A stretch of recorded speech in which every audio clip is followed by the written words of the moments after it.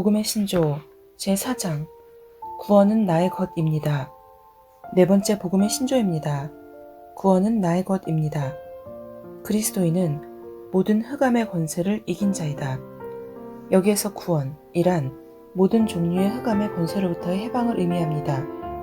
골로새서 1장 12절로 13절 우리로 하여금 빛 가운데서 성도의 기업의 부분을 얻기에 합당하게 하신 아버지께 감사하게 하시기를 원하노라. 그가 우리를 흑암의 권세에서 건져내사 그의 사랑의 아들의 나라로 옮기셨으니 우리는 흑암의 권세로부터 건진바 되어 하나님의 사랑의 아들의 나라로 옮겨졌습니다. 즉 이제 마귀는 그리스도인에게 역사할 수 있는 합법적인 권리를 가지고 있지 않다는 뜻입니다. 우리는 사탄을 이긴 자입니다. 허물로 죽은 우리를 그리스도와 함께 살리셨고 또 함께 일으키사 그리스도 예수 안에서 함께 하늘에 앉히시니 에베소서 2장 5절로 6절 예수님께서 십자가에서 죽으시고 장사되시고 부활하실 때 우리도 그분 안에서 함께 동참하였습니다. 우리는 그리스도와 함께 승리하였고 이제는 함께 하늘에 앉힌 바 되었습니다. 그러나 안타깝게도 여전히 많은 그리스도인들이 사탄의 역사에 대한 두려움을 갖고 있는 것 같습니다. 사실 귀신 들린 사람을 실제로 보았다거나 비슷한 경험담을 많이 접하다 보면 자연스럽게 그런 생각을 하기가 쉽습니다. 저도 사역 초기에 악한 영을 쫓는 경험을 많이 하다 보니 어느새 사탄의 역사를 인정하고 당연한 일로 여기기 시작했던 적이 있었습니다. 그렇다고 사탄의 존재 자체를 부인하거나 그런 현상들은 다 거짓이라는 의미는 아닙니다. 다만 성경에서 말씀하는 바에 주목하고 더 온전한 계시를 취하시기 바랍니다. 사탄은 실제하지만 이제 그들은 법적으로 패배가 선언된 적이며 거듭난 그리스도인에게 아무런 영향력도 행사할 수 없는 존재입니다. 우리는 예수 그리스도와 함께 사탄을 이기고 정복한 자들입니다. 아직 우리가 이 계시로 완전하게 새로워지진 않아서 현상학적으로 사탄에게 틈을 주는 부분이 있다 할지라도 하나님께서는 어둠을 다스릴 수 있는 권리를 그리스도를 통하여 합법적으로 우리에게 부여하셨습니다. 예수님께서는 하늘과 땅의 모든 권세를 내게 주셨고 또한 내가 지옥과 사망의 열쇠들을 가졌다고 말씀하셨습니다. 우리는 그 모든 권세에 동참한 자가 되었습니다. 자녀이면 또한 상속자, 곧 하나님의 상속자요 그리스도와 함께한 상속자니 사실 예수님은 이미 하나님이셨으므로 굳이 이 땅의 권세를 가져야 하거나 지옥까지 내려가서 마귀를 이기고 오실 필요가 없었습니다. 그러나 그분이 그렇게 하신 이유는 우리에게 그 권세를 주시기 위해서였습니다. 모든 값은 이미 치러졌습니다. 예수 그리스도께서 지옥과 사망을 완전히 이기고 부활하셨습니다.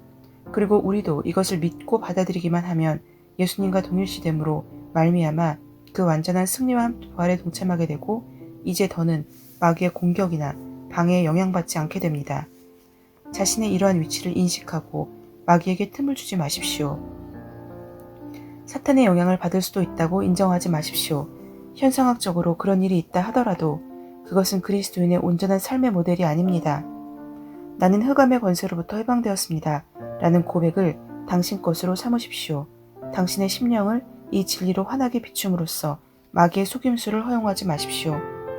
누가복음 4장 18절 주의 영이 내게 임하시니 이는 가난한 자들에게 복음을 전하게 하시려고 내게 기름을 부으심이라.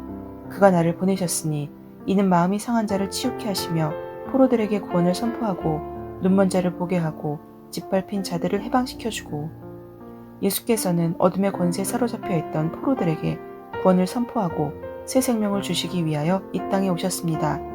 위에 골로새서 말씀의 건져내사와 마찬가지로 이 구절의 구원이라는 단어에도 deliver라는 영어 단어가 사용되었습니다. 이는 꺼내다, 구원하다, 구출하다 라는 의미입니다. 즉 사탄의 권세에 대해서 우리가 현재 거하고 있는 상태가 이러하다는 것입니다.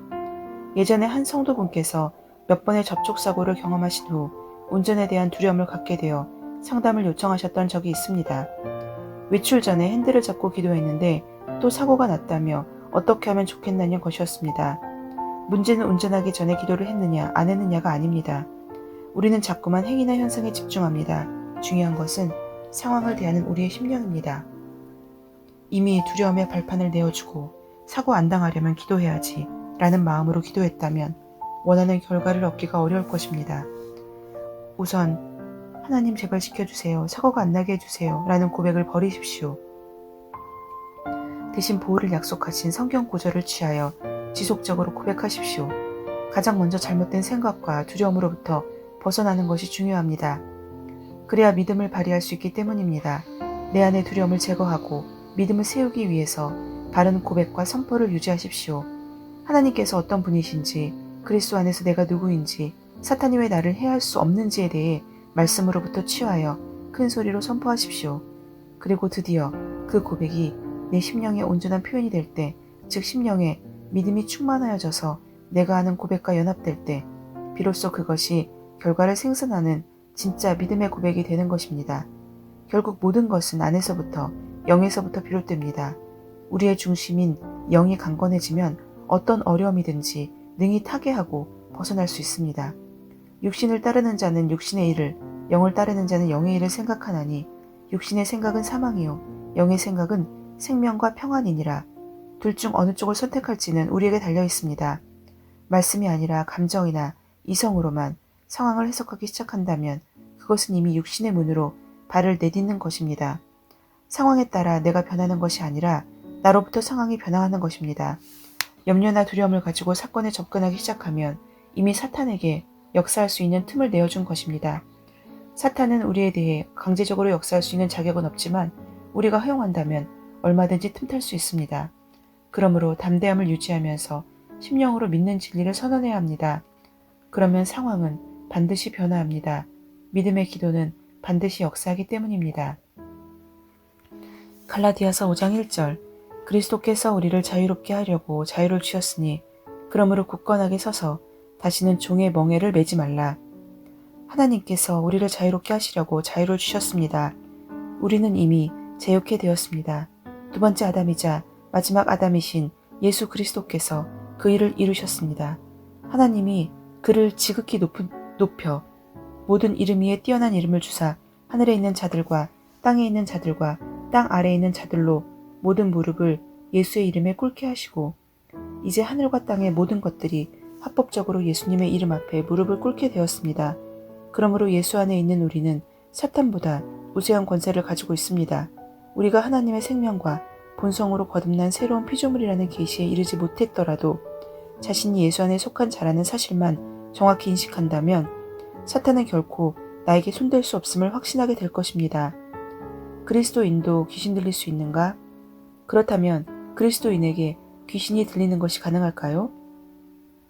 우선 귀신 들렸다라는 말의 의미를 명확히 할 필요가 있습니다. 그리스도인이라 할지라도 아직 성장 과정에 있어 생각이 완전히 세워지지 않는 경우에는 귀신으로부터의 안 좋은 영향을 받을 수 있습니다. 이로 인해 생각의 틈을 내어줄 수 있고 질병의 공격을 받는 것도 가능합니다. 그러나 악한 영이 그리스도인의 영까지 사로잡아 버릴 수는 없습니다. 키네스 E. 핵인 목사님은 우리가 흔히 귀신 들렸다라고 표현하는 귀신의 영향력을 억눌림, 사로잡힘, 점령됨의 세 단어로 나누어 구분합니다. 먼저 억눌림이란 감정이나 분위기를 통해 악한 영의 영향을 받는 것입니다. 제가 사역을 시작한 지 얼마 되지 않았을 때의 일입니다. 성도님께서 본인의 친구를 전도하자고 하셔서 불신자 집에 함께 방문한 적이 있습니다. 그분은 우상을 열심히 섬기는 분이셔서 집에 부적이 굉장히 많이 붙어 있었습니다. 그 집에 앉아서 기도를 하는데 갑자기 머리가 너무나 아파오기 시작했습니다. 제가 불신자이던 시절에는 편두통에 시달렸지만 이후 거듭나고 믿음으로 치유한 후로는 재발한 적이 없었는데 그때는 갑자기 머리가 아프기 시작하더니 그 집에서 나왔는데도 증상이 떠나지 않았습니다. 당시에는 제가 지금보다 말씀에 대한 계시가 없었기 때문에 막연히 방언으로 기도하면서 밤을 새웠는데 아무 변화가 없었습니다. 그러다 문득 이것을 대적하여 쫓아야 한다는 생각이 왔고 대적하는 기도를 시작하자 순간 시커먼 것이 훅 지나가더니 감쪽같이 나아진 적이 있습니다. 이와 같이 영적인 계시가 부족하고 연약할 때, 즉 사탄은 나에게 역사할 수 있다는 정확한 개념과 확신이 없을 때에는 영적으로 어두운 장소에 가거나 갑자기 놀라거나 하는 경우 그런 분위기와 감정을 통해 순간적으로 악한 영의 영향을 받을 수 있습니다. 그리고 그것은 감정적으로 불안과 두려움이 생기거나 또는 몸이 아프거나 하는 등 다양한 증상으로 나타나게 됩니다. 복음서에서도 귀머거리 귀신이 들려서 귀가 먼 사람이 나옵니다. 병리학적으로 문제가 있어서 물론 이 또한 간접적으로 사탄의 역사이지만 귀가 들리지 않는 사람도 있지만 귀신이 직접적으로 그 몸에 역사함으로써 그런 증상이 나타나는 사람도 있습니다. 그리스도인임에도 불구하고 악한 영이 들어와 암을 유발한다는 것도 가능한 일입니다. 거듭난 자라 할지라도 지식이 없으면 속을 수 있기 때문입니다. 같이 악한 영의 영향을 받아 억눌렸을 경우에는 두려워하지 말고 어둠의 역사를 대적하고 쫓는다면 어렵지 않게 해결할 수 있습니다. 두 번째는 사로잡힘입니다. 이는 억눌림에서 더 진전된 경우로서 나타나는 증상 자체는 억눌림과 비슷할 수 있지만 사탄의 역사를 보다 적극적으로 받아들이고 있는 상태라겠습니다. 이런 경우에는 누가복음 11장 24절로 26절에서 귀신을 쫓는 후에 심령의 말씀을 채우지 않고 방치하자 더 많은 귀신을 데리고 들어온 예와 같이 악한 영을 쫓는다 하더라도 당사자의 생각이 말씀으로 변화되지 않았다면 그 귀신이 다시 공격해 올 때 그대로 받아들일 가능성이 높습니다. 그러므로 사로잡혔을 때에는 반드시 말씀으로 양육하고 지속적으로 세워줌으로써 생각이 바뀌고 계시가 일어나 스스로 악한 영의 역사를 거절할 수 있도록 해야 합니다. 마지막은 점령됨입니다. 이는 영적인 영역까지 완전히 붙잡힌 것을 말합니다. 그러나 그리스도인에게는 이런 일이 일어날 수 없습니다. 그리스도인도 생각이나 육체 영역에서 사탄의 영향을 받을 수는 있지만 영은 예수 그리스도에게 속하든지 사탄에게 속하든지 둘 중 하나로서 양쪽 모두에게 동시 속하는 일은 있을 수 없기 때문입니다. 성령과 악령은 공존할 수 없으므로 우리의 영에 귀신이 들어왔다면 이는 곧 성령이 없는 상태로서 이미 그리스도인이 아니라고 할 수 있습니다. 우리는 이미 그리스도 안에서 악한 영이나 어둠의 권세로부터 완벽하게 해방되었습니다. 다만 우리가 그 사실을 얼마나 알고 선포하고 믿느냐에 따라 사탄에게 얼마나 자리를 내어주느냐가 결정된 것입니다.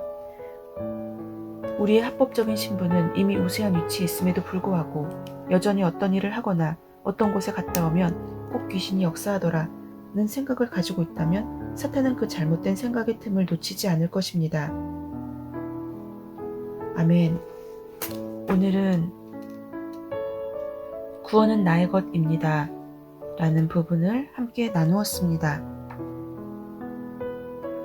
그리스도인인 우리는 모든 흑암의 권세를 이긴 자인데 그렇다고 해서 우리가 어두움의